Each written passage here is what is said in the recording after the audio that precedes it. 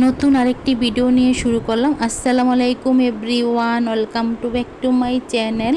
দূরে কাছে যে যেখান থেকে আমার ভিডিওটা দেখছেন, আশা করি আল্লাহর রহমতে সবাই ভালো আছেন। আলহামদুলিল্লাহ, আপনাদের দোয়া এবং ভালোবাসা আমরাও ভালো আছি। প্রতিদিনের মতো আমি আরও একটি ছোট্ট ভিডিও নিয়ে হাজির হলাম। আশা করি আমার আজকের ভিডিওটাও আমার আফুদের এবং ভাইয়াদের কাছে ভালো লাগবে। যদি আমার ভিডিওটা ভালো লাগে প্লিজ লাইক দিয়ে ভিডিওটা দেখে নেবেন, সাথে ভিডিওটা শেয়ার করে দেবেন। আর যদি একবারে বেশি ভালো লেগে যায় আমার ভিডিওটা, তাহলে আমার চ্যানেলটা সাবস্ক্রাইব করে দেবেন, পাশে থাকতে পারেন। প্রথমে তো বললাম যে রান্নাঘর থেকে ভিডিওটা শুরু করেছি। সকালবেলা নাস্তা করে নিয়েছিলাম, অফ ক্যামেরায় রুটি বানিয়েছি, সাথে ভাজি তৈরি করেছিলাম, অফ ক্যামেরায় করেছি। এখন কিন্তু ডিম রান্না করে নেব। তার জন্য কিন্তু ডিমটা কিন্তু আমি ভাতের সাথেই সিদ্ধ করে নিয়েছিলাম, যেহেতু ভাতটা রান্না করি রাইস কুকারে, তখন কিন্তু আমি ডিমটা সিদ্ধ করে নিয়েছি।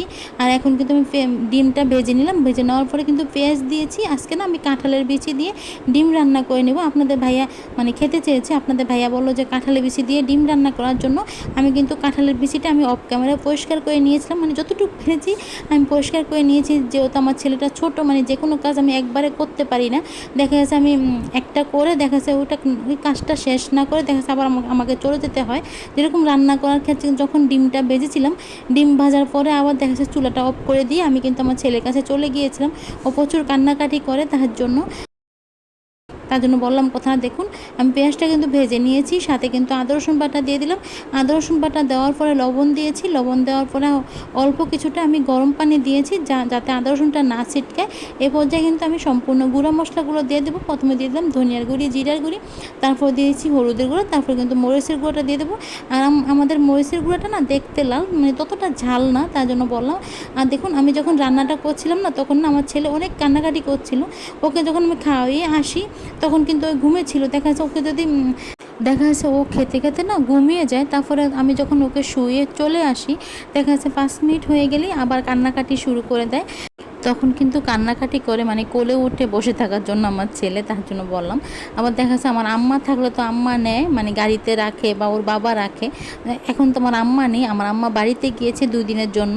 এখন তো ওর নানুকে দেখে না, তো বলে বোঝাতে পারছে না যে নানু কোথায়। এখন কিন্তু আবার নানুর জন্য কান্না করে, কি বলবো, ও তো জন্মের পর থেকে আমাদের 3 জনকেই দেখছে, ওর বাবাকে, আমাকে আর ওর নানুকে। দেখা যাচ্ছে ওর নানু যখন ওর বাবা যখন না থাকে, তখন কিন্তু আমি আর ওর নানুই কিন্তু ওকে রাখি, আমার ছেলের কথা বললাম। তার জন্য কিন্তু অতিরিক্ত কান্নাকাটি করে। আর বেশি মানুষ তো দেখেনি। আর যেহেতু বাসা ভাড়া থাকি, আর কেই আসবে, আমার তো শ্বশুর শাশুড়ি নেই যে ও দাদা দাদি এসে ওর কাছে থাকবে, তার জন্য বললাম। আর দেখুন আমি কিন্তু কাঁঠালের বিচিটা ভালো করে ধুয়ে পরিষ্কার করে নিয়েছিলাম। বললামই তো যতটুকু পেরেছি পরিষ্কার করে নিয়েছিলাম। এখন কিন্তু আমি কাঁঠালের বিচিটা মশলার সাথে দিয়ে ভালো করে নেড়ে চেড়ে মশলার সাথে মিশিয়ে নেব, তারপর কিন্তু কষিয়ে নেওয়া। দেখুন আপনাদের ভাইয়া কিন্তু ছেলেকে কোলে নিয়ে বসে আছে। আমি তো অরিজিনাল সাউন্ডটা রাখিনি, ও কিন্তু তখনও অনেক চিৎকার করছিল। আপনাদের ভাইয়া বলছিল যে আমি কি বারান্দাও যেতে পারবো না, আমি তো বারান্দায় গিয়েছিলাম, আমি তো চলে যাইনি, ওগুলো বলছিল ছেলের সাথে। ছেলেকে আর কিছু বুঝে, ও তো ছোটো মানুষ, ও তো কান্নাকাটি করতে থাকে। আর দেখুন দেখছিলেন যে 2টা কাঁঠাল ছিল, ওগুলো না আপনাদের ভাইয়া বাড়ির থেকে নিয়ে আসছে।